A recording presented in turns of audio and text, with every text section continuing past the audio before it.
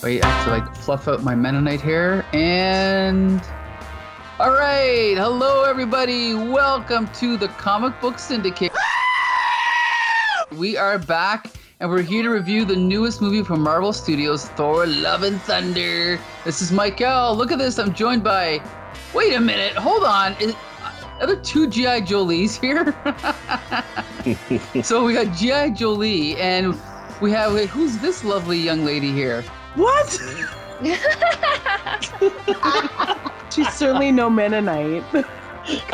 I'm sorry, I just... So, okay, this is Jolie's twin sister, Julie, but Julie, you don't have a superhero name, do you? I don't. G.I. Julie doesn't really have a ring to it. Yeah, you can't have that. No.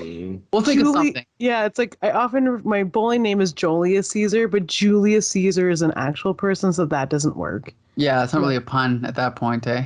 We'll think of something, though, as we go. Yeah. But anyway, yes, and we've also got Bex Luthor with us. Hey, I'm here. What up, fam? All right. Squad? It's your boy. And Joshua Back at it Morrell. again. What's up? And if you're wondering why Cycle the energy level is so high, it's because we just did an episode of Spider-Cast, right? Right. That's right. Yeah, we did. Let's keep that going.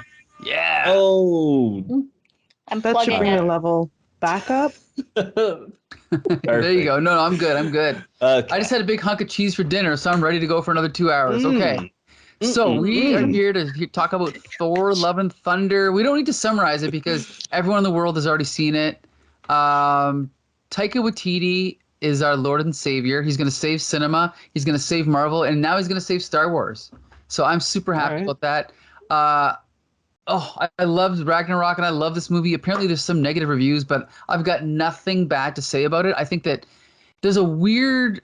I mean, for a guy that's already taken on the Holocaust, now he's taking on... Okay. Well, in Jojo Rabbit, he did, but Yeah. now he's mixing in superhero fun with cancer, and somehow he manages to pull it off, right? Like, I don't think there was any problem with the changes in tone at all in this film. Josh, what did you think? Honestly, I'm kind of lukewarm at the. Okay, G.I. Jolie, go ahead. I don't know. You're lukewarm on the film itself. Oh, Yeah. wow, Josh, I can't see any picture, and I don't hear anything anymore. Did we lose This will be him? the last appearance of Josh.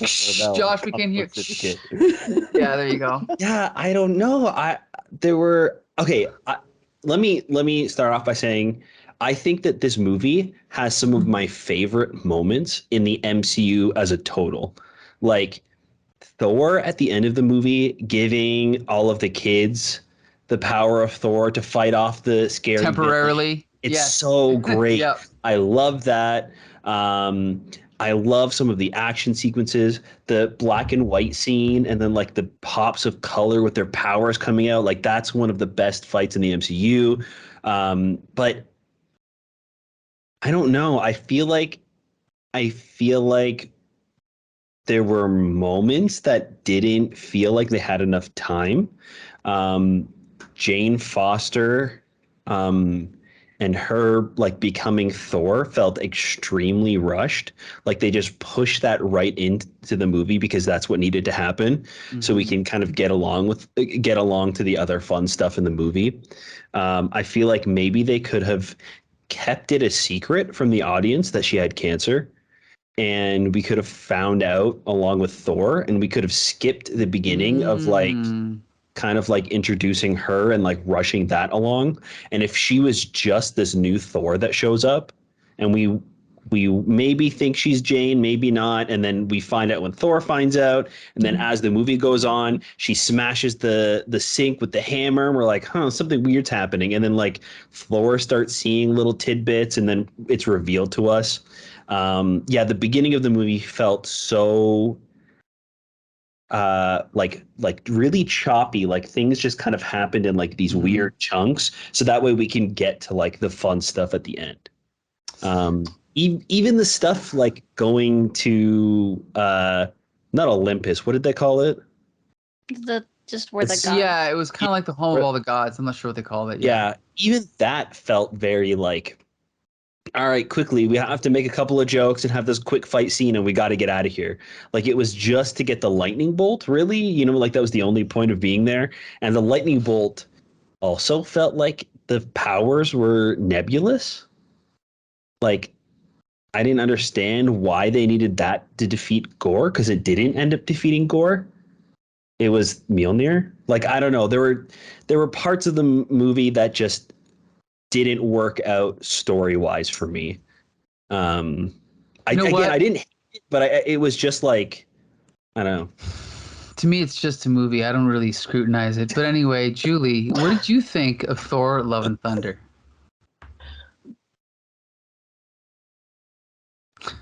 So I sat and I thought about it. I'm like, am I just distracted by these goats too much? Yeah, the joke Like, that keeps on giving, right? Right?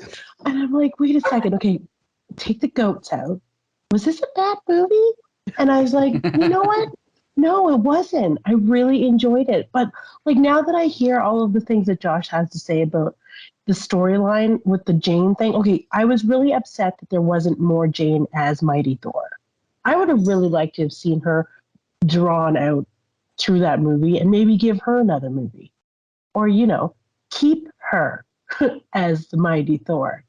Because, you know, that happens. What else? I also was really pissed off about that lightning bolt. They spent a lot of time and a lot of effort getting that thing, and it didn't do shit. Like, is this family friendly? Can I say the S word? Yeah, semi. Yeah. I mean, Okay, I'm cool. here, so you can swear all you want. All right, cool. But yeah, they spent a lot of time getting it, and it was like it's not like it was a short scene. It seemed like there was a reason why they were there. Like they spent a lot of time in it. They really they developed the character of Zeus pretty well, but I don't know if that was just Russell Crowe being an amazing actor. He was great. He was great. It was fun. I loved him as Fat Zeus. I loved him.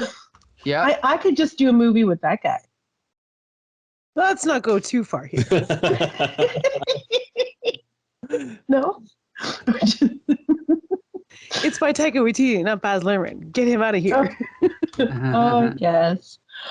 But for what it was, like I really enjoyed it more than the first two Thor films, even though I somewhat like those. But like, I feel like everything from Ragnarok on has been so super good when it comes to Thor. And that's the only one after Ragnarok, right? Right. That's, So, yeah. That's just a Thor film. Yes. Just these So like two. the Yeah. last two Thor films have been absolutely just spectacular. And Right. after the letdown for me that was Doctor Strange, like I'm super, super happy with this one. Yeah, I'm with you on that. I'm absolutely with you on that. Gia, Julie, what'd you think? I really enjoyed this film. I enjoyed the comedy. I enjoyed reading the lousy reviews of this movie. Mm-hmm. And apparently, and I kind of, you know what? I get it. I agree with them. There's a lot of shoehorned in comedy that makes the film feel shallow, and it shallows out the characters and hollows them out a little bit. But I kind of lose Thor. Did anyone? I don't know if anyone else felt that way too. Kind of lose Thor a little bit. But Julie reminded me earlier today that Thor has always kind of been written as a bit of an airhead. Yes. Which is kind of nice because we get this astrophysicist and an airhead, like the surfer or cheerleader even. Like dumb cheerleader, not smart cheerleader. I guess I could just say person. Anyway, Right. He's a little bit stupid, or he's a little bit green when it comes to the world. Right. But that's because he's used to a very different way of life, almost godlike way of life. I agree with the points about the scene getting Zeus's thunderbolt. They introduce Gore the God Butcher in order to what? And then they go to not Olympus, GodCon, to get to steal Zeus's lightning bolt. Yeah. And they end up not killing Zeus, but getting the lightning bolt and taking it. And Zeus does this huge display of things that the lightning bolt is capable of, and they don't do any of those things with it in order to help them defeat Gore. It's given to Valkyrie, and then Valkyrie, is this like a comic canon thing where one of her new weapons is a horse and the lightning bolt of Zeus? I don't know. No. She does have a lance, though. Yeah, Okay. she has her lance, and I guess the lightning bolt gives the kids the power, right? Like, that's what gives the kids the power of Thor. Mm-hmm. I don't understand how, and I don't really care because it's fun. Yeah. But the thing is, I don't think that was the plan. You know what I No. mean? Like, it would be one thing if it was like, all right, well, if we can't bring the gods to fight Gore, then we'll make gods to fight Gore, and then that's why they steal the thing. Like, even a line like that could have made sense and would have like fixed that plot line that I just felt was a fun scene, and I enjoyed watching it, but it felt like it was there because it was a fun scene and not because it serviced the story in any way. Yeah. But they really made it sound like that's the reason why they have to go get this Thunderbolt, because that's what's going to kill Gore. Right, yeah, because Really? it wasn't even like that wasn't even the point, right? They wanted to just get a bunch of gods together to go fight him all at once. And since they were like, no, they were like, okay, well then all we need is the lightning bolt. It's like, why? Wait, why is that the only thing you Right? need now? And they don't Yeah. say why. Yeah. Is it possible that was intentional? Like, let's build this up and then have it amount to nothing? Or was it too... Maybe I it don't was think just weird and ham-fisted way. Yeah. Sorry, go ahead, Becca. I was Yeah, going to Becca, say, go ahead. if the point of it was to bring it to build it up to then be nothing, it wasn't nothing enough Right, to be nothing. right. It should have been like he stabs the necrosword with the lightning bolt and literally does nothing, and they go, well, great, and then that's the punchline. But instead, it did stuff. It just worked as a lightning bolt weapon, but it didn't do anything specific. Right. Yeah, or you find out that like Zeus, or the first time they're introduced to Zeus, he's like fighting this beast and all this stuff. And then when they ask him for help, he's like, no. And then like the beast gets up and it turns out that it's all like acting or something. And he's not actually fighting these monsters. And he's just kind of like a god that everybody worships, but there's nothing special about him. That Right. feels like it's yanked away. And they're like, well, now what do we do? Right. Mhm. Where they show up, they're like, you want to help us? He's like, nope. Like there's no, Right. setup for that to be a big failure. Yeah. Was it not important to literally every other god in the known god universe that if he makes it to eternity and wishes all the gods away, they no longer exist? Like, was that not important after Zeus brought up that point? The point was Yeah. that they were so arrogant that they couldn't believe that he would ever make it to eternity, so it was like a non-issue to them. Yeah. Yeah. Even though but- he's literally doing it. and also he doesn't do anything to make it to eternity. He's just there. You know what I mean? Mhm. Like he's just, anybody could just walk up to the doorway to eternity. You just need the key. So it's not even, you know what I mean? Like, I don't know. Which It just was happens to be Just the Stormbreaker. Bifrost. Yeah, or any Bifrost to open it, Oh, which got it. Stormbreaker is able to do, right? So it's like, yeah. So for me, and we're gonna spoil, right? Yeah, We're gonna yeah. spoil? Okay. So for me, the whole idea of even introducing God Khan and Zeus and all of not Olympus was to introduce Roy Kent as Hercules. Right.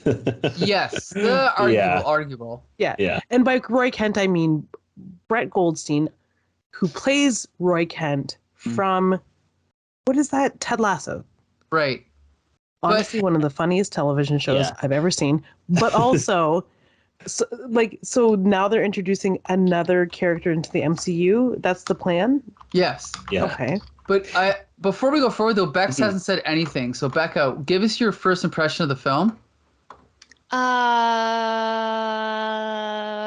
Uh-oh. Um, everything with Jane I loved and needed to be in the movie twice as much. Okay. Actually, everybody in this movie needed to be in it more. There needed to be more Thor and more Valkyrie and more Jane and less Korg, actually. Sorry, Korg. I like Korg, but he's in the movie too much. When they killed him off, they should have That was killed so him. funny. They they still could have been like, he's still alive and it's fine, but he should have been like out of it at that point. Because he doesn't do anything. And But it's still look, a funny gag. it's a funny Yeah. gag, but he doesn't do anything. So like, and when every character is your comedic relief character, you gotta let one go. And look, that's coming from me. And Korg's an LGBTQ icon, and like, I get it, but like, less Korg. The Guardians of the Galaxy also did not need to be in this movie, and they actually ruined the beginning of the movie. Agreed. They should have, yeah. So you start the movie, amazing introduction to Gore. I love how awful his life is, and then how immediately he realizes that the world around him does not give a shit.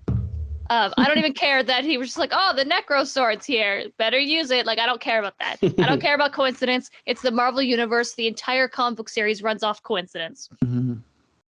And then we go to the Guardian scene, and I'm just like, I don't know if James Gunn came in to write any of their stuff, but it does not feel like it. No, I don't think he did. But honestly, I mean, what I did notice was that Drax didn't have a single line, which was kind of weird. Yeah, he says like one thing. Maybe, yeah. About the goats. But the thing is for me, it did feel a little bit weird, but for me, I thought Star-Lord was fine. He was funny. And Rocket Raccoon has been weird ever since the first movie. Like, he was funny in the first movie, and then he hasn't worked since then. The rest of the characters I didn't care about, but I thought Star-Lord was fine. Interesting. The one thing I'll so, say that I just want to say go one ahead. thing. It feels like the last movie, or whatever it was, Avengers 4, it's like they were setting up a movie that didn't exist.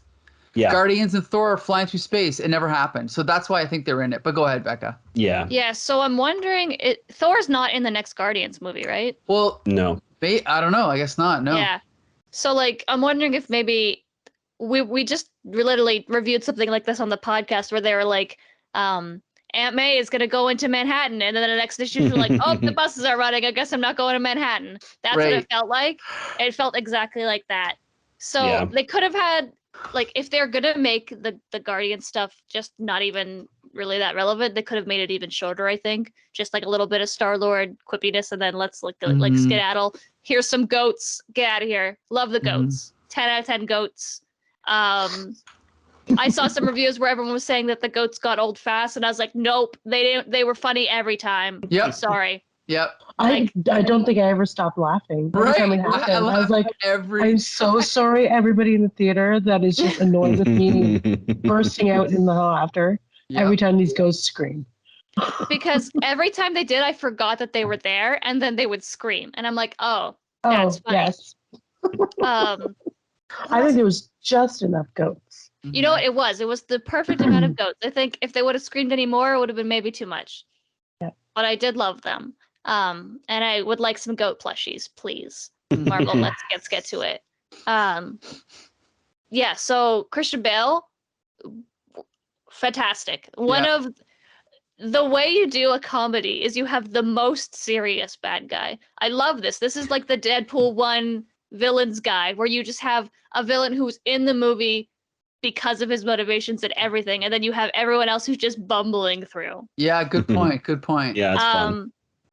It worked really, really well to set the tone, and when things were serious, they were serious. This movie was funny, and a woman died of cancer in it, and a man lost his entire family and his children to dehydration, and then got revenge for them and went crazy. Like, that all happened in the same movie, and I think it balanced really well. I wish there was more Jane stuff. Yeah. I feel like this movie happened because Natalie Portman was like, one more of that, then I'm done. Which is unfortunate for the character. Like, I get it. She doesn't want to do any more Marvel movies. Go for it. Whatever. But it really feels like this was the last one in her contract.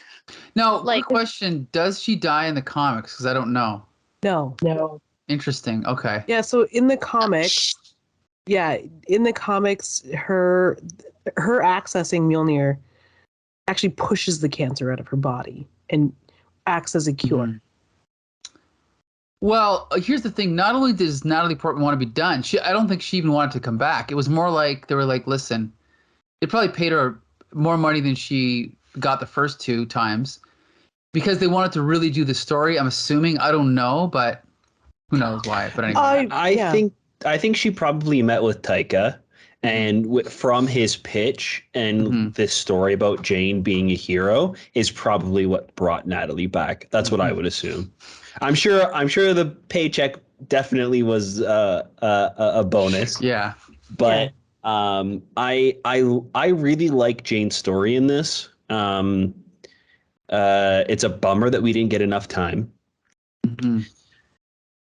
I was reading this post that like some comic book news website or whatever put out. Phase 4. Mm-hmm. So that's everything after Endgame. Yep.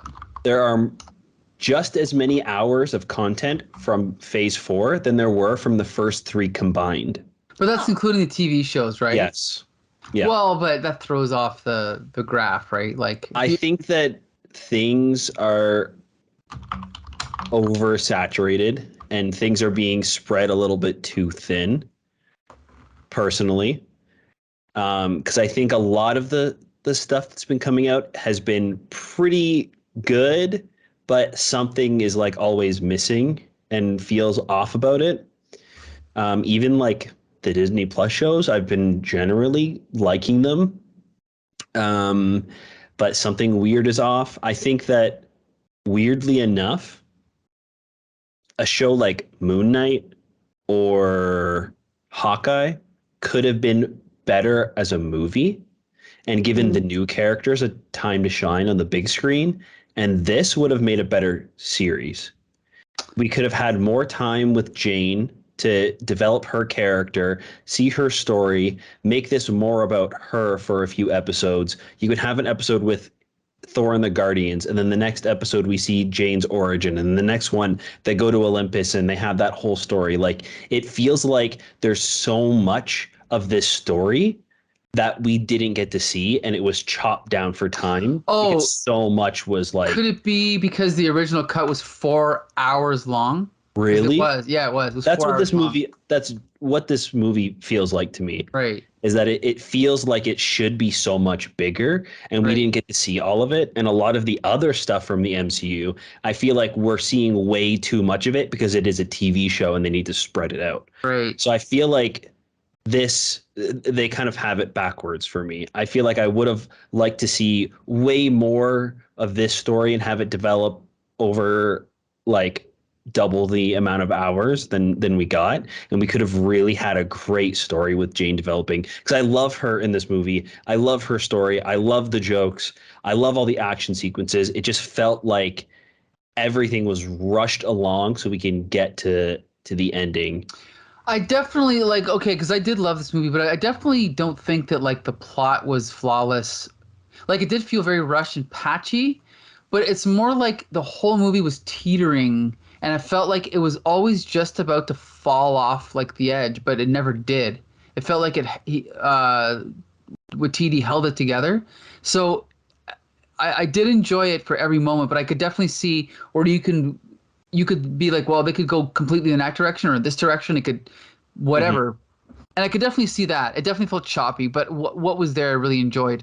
Now, usually we jump to talking about characters. There aren't really many new characters in this film, but we should talk about Jane Foster as Thor, because I thought she was really good. And Natalie Portman's weird because she started out huge as a child actor, and then she kind of had a weird period of, doing Star Wars films and a few other films, and she didn't really, in my opinion, blossom as well as I thought she would. But now she's kind of had a later career comeback, and I thought she was actually really good in this movie.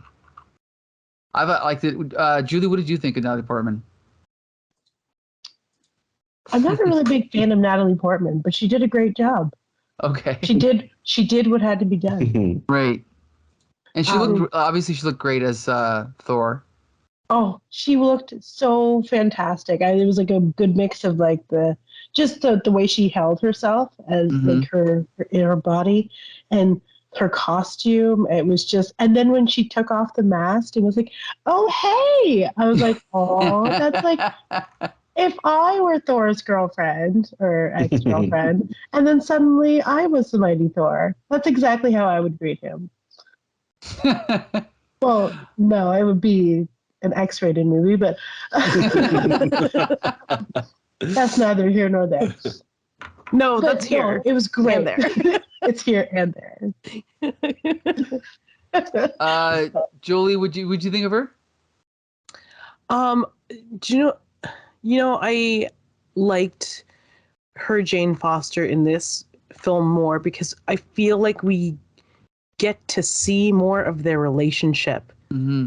I really, really enjoyed the retelling of their relationship and how it fell apart and why they broke up. Because there's so much of Thor and Jane Foster's story that didn't make it to the big screen.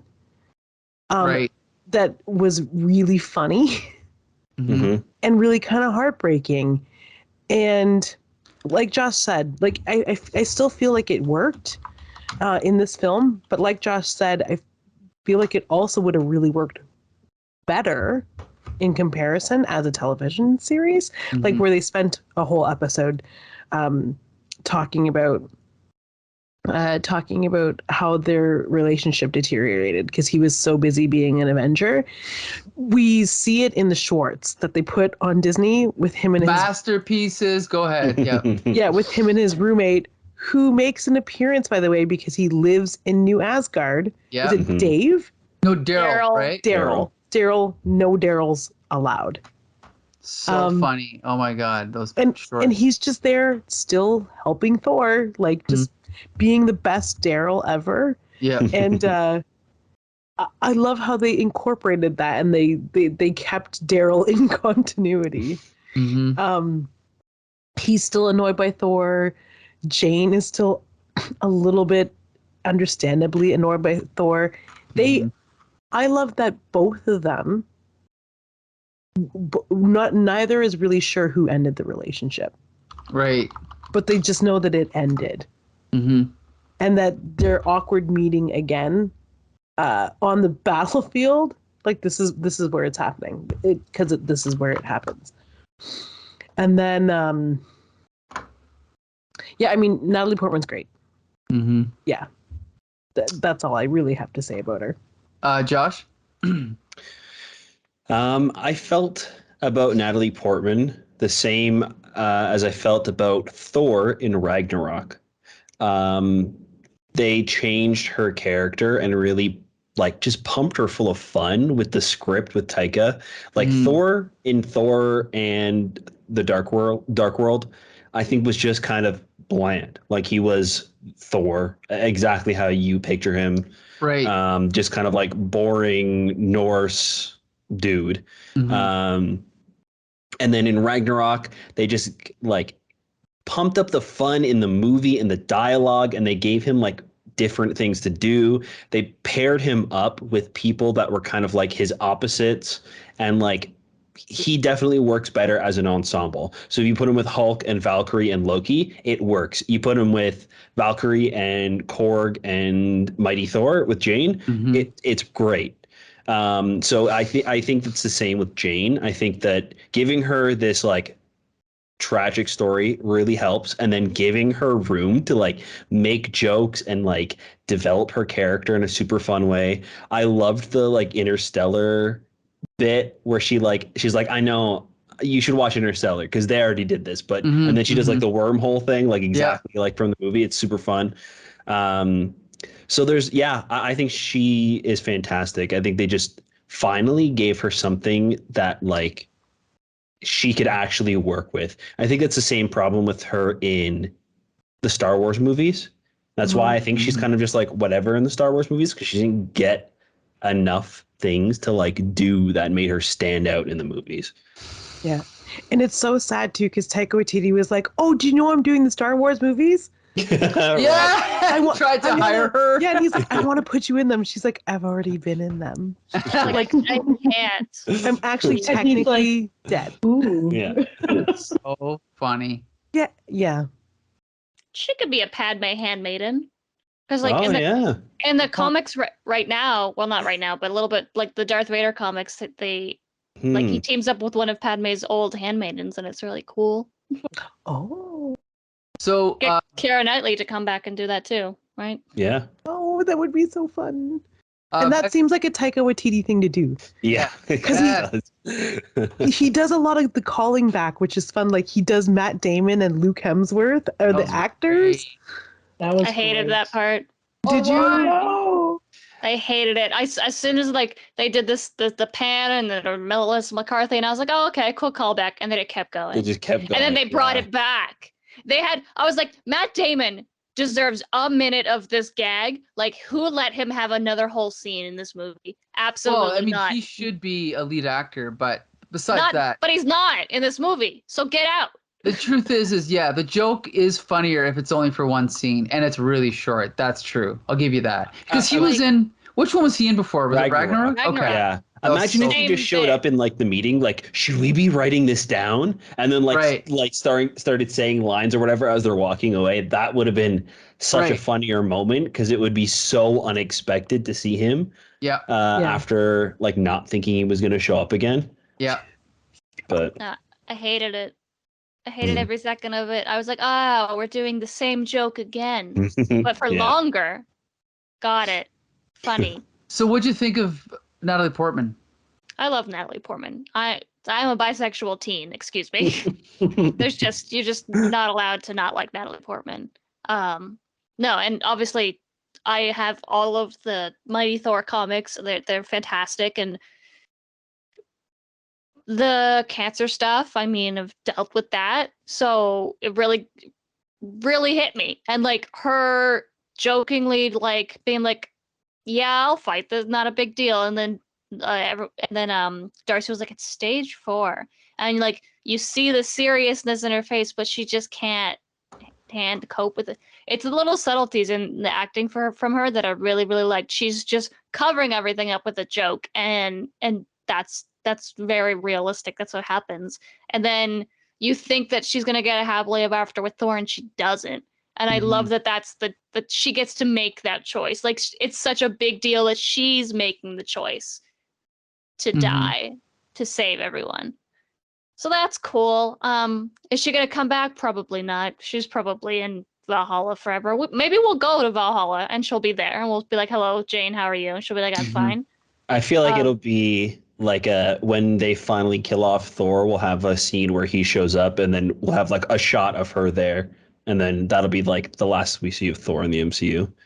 Yeah. And Idris Elba and Yeah. he'll be there too. I think though that this new little girl is gonna be the new Mighty Thor.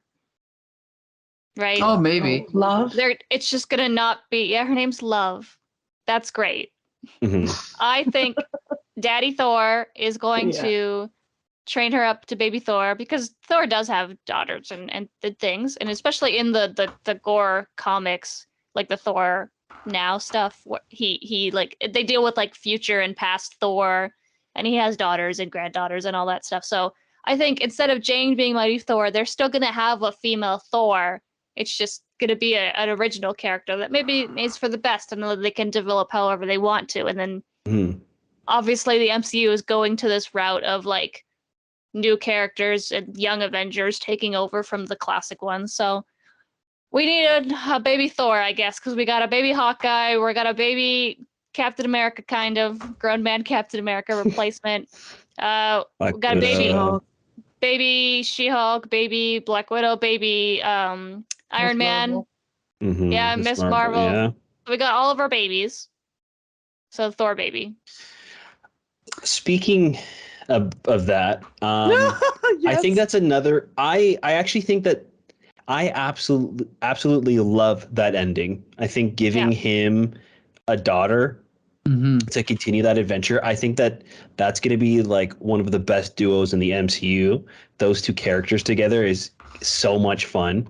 I just wish, again, we had more time to believe that this is something that Thor wanted and was like building to. We saw that he wanted to find like true love, and he was trying to get Jane back essentially the entire movie. And then at the end, when Gore wishes her back, Jane's like, "Don't worry, there's going to be somebody to take care of her," and like points to Thor like that was something he wanted to do the entire movie. Like he never talks about that. You know what I mean? Again, if that was kind of like spread out a little bit, maybe we can talk about like that was maybe one of the reasons why they split up or something. Like he really wanted kids and she wasn't ready to settle down because she had so much to do with like science and stuff. So like that was kind of like another wedge between them. Or like he talks about it throughout, like wanting to just settle down and have a family, and that's like start, you know, maybe some of the things that he's been missing in his life. They did have And that that little kinda lead- scene Yeah. where they're in the coffee shop and he looks longingly at the stroller. Yeah, not even a baby Yeah. stroller. A stroller. I mean, it's a Yeah. really nice stroller, but Well, we're not So- gonna. I don't want to spend a lot of time on this person, but was anyone else disappointed that Kat Dennings didn't have more screen time? Because I was. I'm always disappointed that Kat Yeah, I love Dennings has her. been on screen more. Yeah. Now, granted, we talked earlier about how the Guardians felt like they weren't written by James Gunn. This was weird because Taika Waititi is a great writer, but Kat Dennings wasn't really that funny. It's like they didn't know Her what to do best with friend her. was dying from cancer. Yeah, I Yeah, didn't but mind that. They still could have given her something, though. I don't know. I felt it, to me, it felt like you're the best friend who always makes people laugh, and now your friend's dying of cancer, and you can't make any jokes about it because you're not dying from cancer. I don't know. It felt very like that to me. It felt very like, Mhm. shit, what do I want to make a joke, but I can't. Nothing's funny. yeah, That's how I it agree felt with to me. that. She never does any like bits. She's always just commenting on everything that's happening around her because she's just like a person, right? She's just a dude in this like crazy world full of superheroes. So all of the funny things she says is like riffing off the world around her, and I just don't know how much that would have fit in that scene that she was in. Right.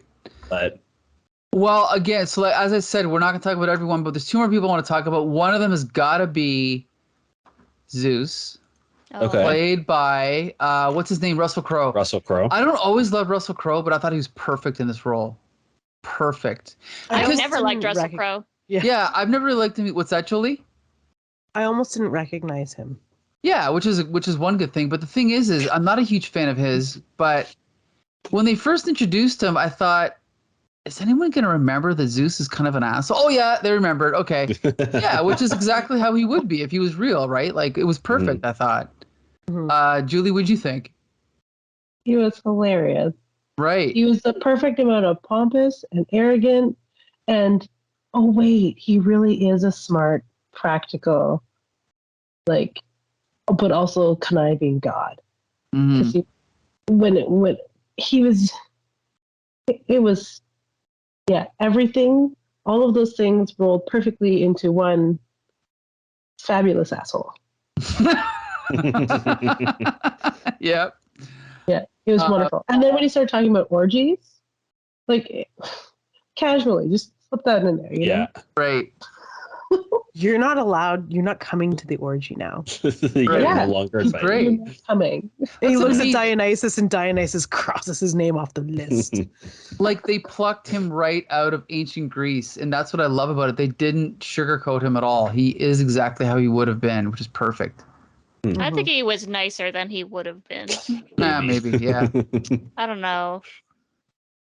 But yeah, I like that they Definitely, made him a dickhead. Mhm. He also gave me like Goldblum, the Grandmaster Sure. from Ragnarok vibes, right? Like he's Right. like this pompous god that's full of himself. Mhm. And yeah, I think it definitely fit right into the story.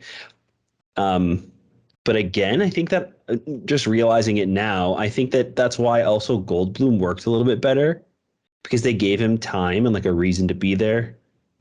I don't Right? think Zeus needed more time, though. I think the time No. was the right amount for me. Right. Yeah. I don't Especially since it was a scene that was like weird to begin with. know. Its inclusion and the length of at which it was included. Yeah. I love that when they start like destroying all those like god centuries and their blood is gold, so like their gold is splattering everywhere. That's so fun. Yeah. Oh, Yeah. we didn't even talk about like visually. This movie was incredible. One of the best in the MCU, I think, visually. Yeah, For sure. like they're And flying the into music too. Oh yeah, by Guns N' Roses exclusively. Yeah, I mean I love Guns N' Roses, but it was a little bit odd that what 5 songs were by Guns N' Roses? I don't think it was odd. I feel like it was another like Taika Waititi thing. Yeah, it's like let's just use Like Guns N' Roses. even the son of Heimdall was like, my name is Axel now. Right. And it was almost like Taika Waititi said, "Oh, you want to do classic rock? Well, I'm going to do classic rock too, but it's only going to be GNR." Yeah. And that's it. And it wasn't. Like, I'll let you go. I was just gonna say it's kind of go ahead. Yeah. It wasn't like overdone. You know how like every scene James Gunn does is accented by something that happened musically in the 70s. Yeah, but we cannot speak ill of James Gunn on this show because I think he's like perfect to me. So I can and will. Yeah. Sorry, Josh, go ahead.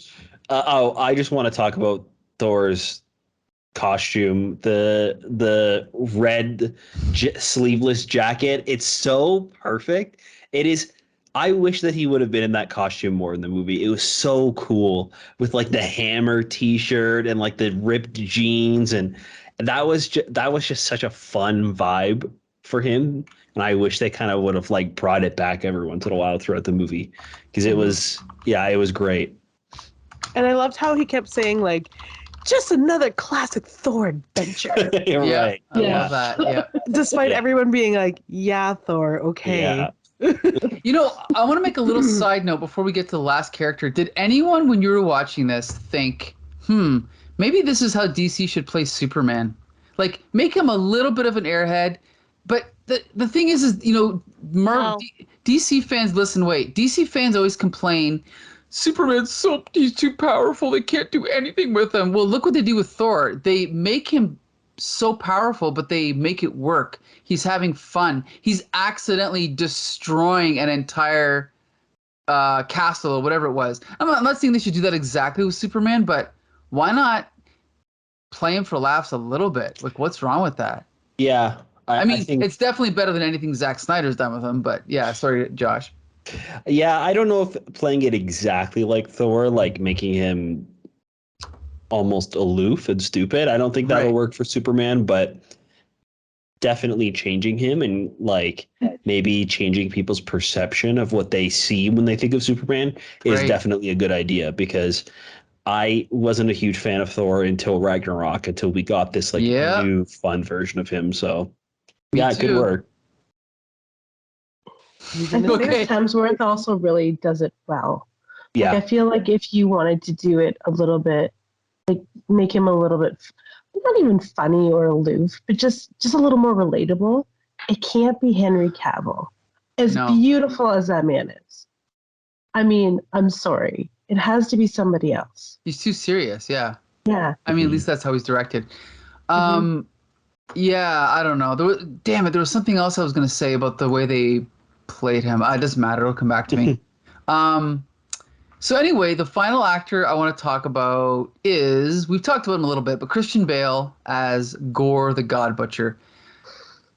I mean, he was perfect for this role because what do you have to say? Like, Christian Bale, what can you say about him? He changes his appearance completely for every film, but in this film, he was this guy. Like, if you didn't tell me this was Christian Bale, I might not have known it was him. I mean, I would have, but you know what I mean? I thought he was perfect for this role. And sometimes his method acting gets on my nerves, but here it was perfect. Jared Leto should be taking lessons. Julie, what do you think? I sat there for a minute thinking, is this Christian Bale? I could have sworn it was somebody else's name that was said when they were doing those, those fun little things before the movie where they do like behind the scenes thing. They're like, oh, well, welcome this person as this person. I don't know what I was doing. I just didn't hear the name. Okay. I was like, and there wasn't a picture of Christian Bale on the screen. So like when the character came on screen, I'm like, is that Christian Bale? I kept looking. I'm like, nah, that doesn't. Like from the side maybe. But then like, but like now and then I finally got to the credits, and then at the end where they're at eternity, like, wait, this is Christian Bale. Oh my god, this is Christian Bale. Yeah. Like he ate that. Like I loved everything he did. He looked good. He sounded great.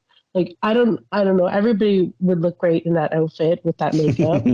I'm sure we would all look dope and scary. He was just the right amount of scary too. Like Abby wanted to go see this movie, and I'm just like, ooh, there's just enough creep that it's like you might not sleep at night, girl. They played him almost like a children's like bedtime, like scary story. That's I think that's why it works so well.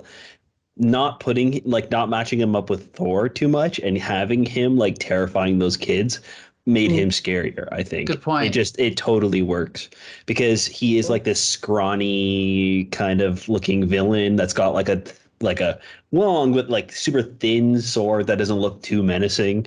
So having him like crawl around in the shadows and appear and disappear and like having him kidnap a bunch of kids, giving him those like sharp nasty teeth, and he's like drooling this like black goop all the time. They did a really great job, I think, with him. And yeah, once he gets like the sharp teeth and like the bright like orange yellowy eyes, he like disappeared into that role for sure. Bex Luthor, what'd you think? No, I really, really liked him, and I really liked the changes they made from the comic. Is anyone familiar with Gore? Yeah, I read the story. I don't remember him though, to be honest. Because like he's got the Necro Sword is originally like the King of Black it's a symbiote thing. So they were like, well, we can't do that. So we're gonna make it shadows. It's not symbiote venom goop monsters. It's shadows, which I think works a lot better because then they can play with the light and dark and all that fun stuff.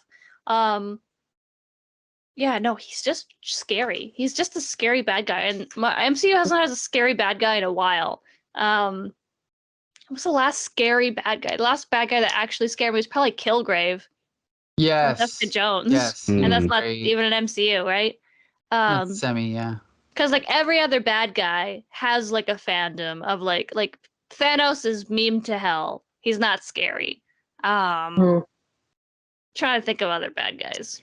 Killmonger is a thirst trap. Like nobody is scared of Michael B. Jordan. No, we're all just turned I'm on. trying to think. Yes. Ridiculously turned on. I'm scared at how much I'm turned on. Sorry. Yeah. The bad guy from Captain Marvel, Jude Law. Oh, Jude Law. Right? This is so scary. So like actually He's going to leave me for my nanny. Like exactly. Like having the threat isn't just like, oh, he's gonna kill all the gods. The threat is this guy's freaking me out. And I don't like it. And those kids are scared and I'm scared. Yeah, and there's a chance because he walks right through that door to eternity. He's like, oh shit, is he gonna do it? Like there's an actual real threat to the fate of the movie. That he might actually succeed in what these arrogant gods think that he's going to do. Like, gods are fallible. They're really fallible. Yeah, most of them. Probably should have killed most of them. Yeah. Maybe not like 5, if we're being real here. Yeah. Because a lot of them are, like, he's very justified. At the beginning of that movie, he's extremely justified. And be like, at least kill him, that guy. Whoever that guy was. So, yeah, it's kind of... When he kidnaps the kids, you're like, oh, this is a bad guy. But for the most part, I was like, you know what? It's like Killmonger. It's like, is he wrong, though? I don't know. I think they could have done a better job of making him more on the line of being right and wrong, because they didn't show a lot of him like, well, maybe this is a bad idea, besides the threat of like our main character disappearing. Mhm. There's no like reason to like hate him. Mhm. He does steal kids, I guess, but but I mean, it would have. I think that the beginning, the Guardian scene, where like those like owl things, which I loved, those little owl aliens, when they show up Mhm. because the gods aren't there to protect them. If they show that kind of throughout the movie, where all of these bad things are happening once gods start disappearing, Mhm. that will kind of like amp up the fact that like if all gods are gone, the world is really gonna go to shit. Yeah. There's a real But, threat. yeah, Maybe there's a but real reason for the Eternals to hang yeah, out on Earth. yeah. Oh, I forgot about them. Yeah, there was two Everyone has. Celestials in this movie. Mhm. Everybody They were- has. They were just saying, I haven't. Look, Eternals is still MCU's gayest movie, and this was supposed to be MCU's gayest Mm. movie. It's not. There's No. one hand kiss, and then is Korg gay if his entire species is only male? I don't. No, No. doesn't count. Are they? Sorry. There. Yeah. Who knows? I think a couple of his lines were gearing towards the fact that they're only exclusively male. Oh, okay. Mhm. And do I like The the whole fact that he's hands. going to have a monster baby with a man named Dwayne? Yeah, that's fun. Dwayne the Rock. But yeah, oh, I hate it now. Oh, look at I that. did Never get know. that in the theater, and not just now. Like, Is that also Valkyrie's- technically a gay sex scene then in Thor? They showed penetration Hmm. then. Hmm. What were you gonna say, Something to Becca? think about. this is not helping my point at all. Just seems a little queerbaity to me, kind of, because Mm. I thought this movie was going to be gay, and this movie is easily cut aroundable for the international market. Yeah. She's got a hand kiss scene, you cut that out. A couple of Korg's lines, you cut that out, and you're good for China. Like, Yeah. Also, it just pisses me off a little bit. I feel like they may have been developing a relationship between Valkyrie. It would have been nice, maybe. Maybe that's what it got cut for time. But it's when Thor shows up and Jane Thor is already there. It seems like Valkyrie is also very familiar with her. She's like, yeah, you'll get a load of this. And then how close their bond is as like girlfriends. Mhm. She makes it pretty clear that she's her sister, though. She does call her a Mhm. sister. True. And that's like, okay, cool, not gay. Yeah.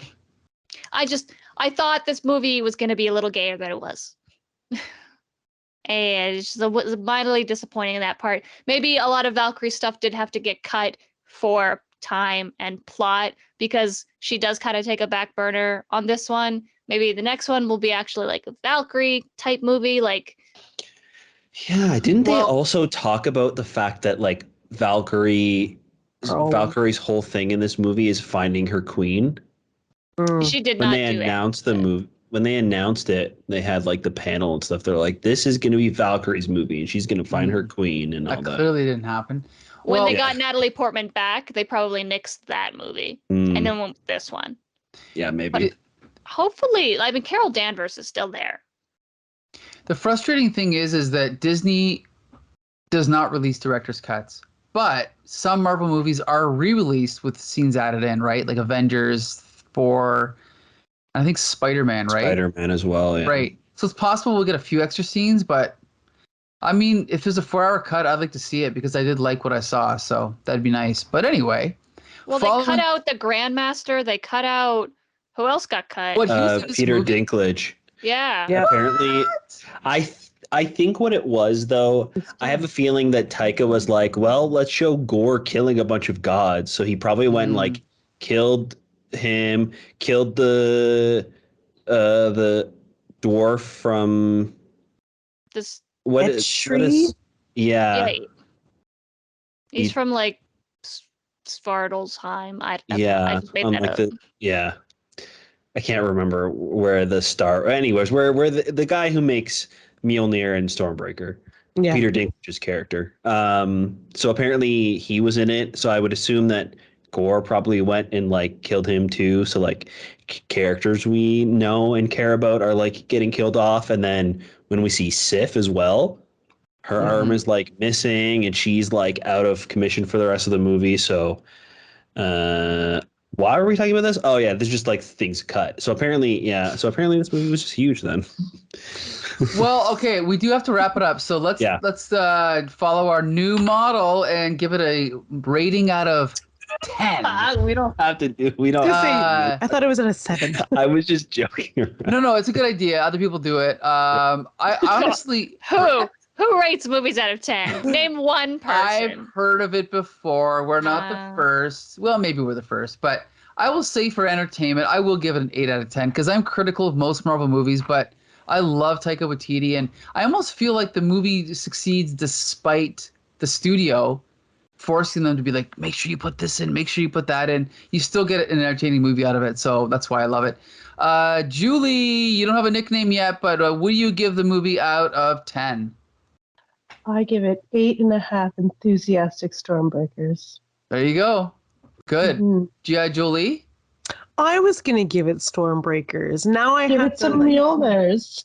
Oh, I give it 8 out of 10 Screaming Ghost. Oh, I was just going to say that. Damn it. Okay.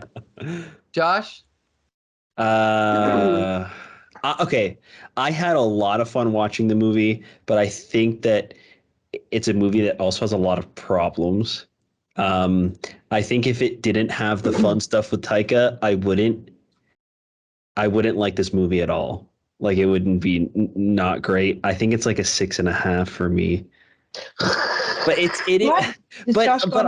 but it's also a movie that I'll probably want to rewatch more than most of the other Marvel movies because it's fun and like easy to watch. You know what I mean? It doesn't take itself too seriously, so it's going to be one that I revisit often, probably. So, all right, Bex Luthor. Yeah.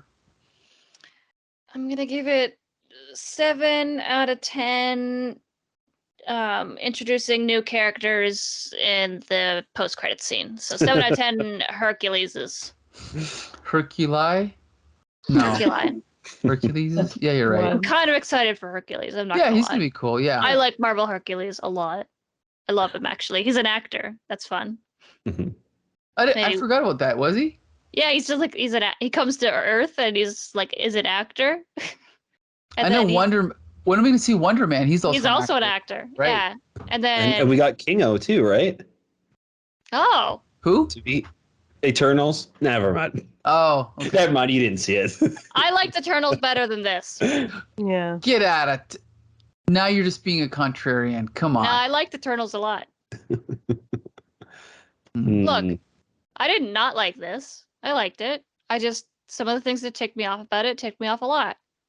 All right. Can I just play everybody a song? Sure. We're going to go out with this song.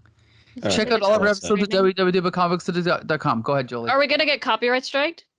Probably. All right. Oh. Oh, I was boy. like, No, wait for it.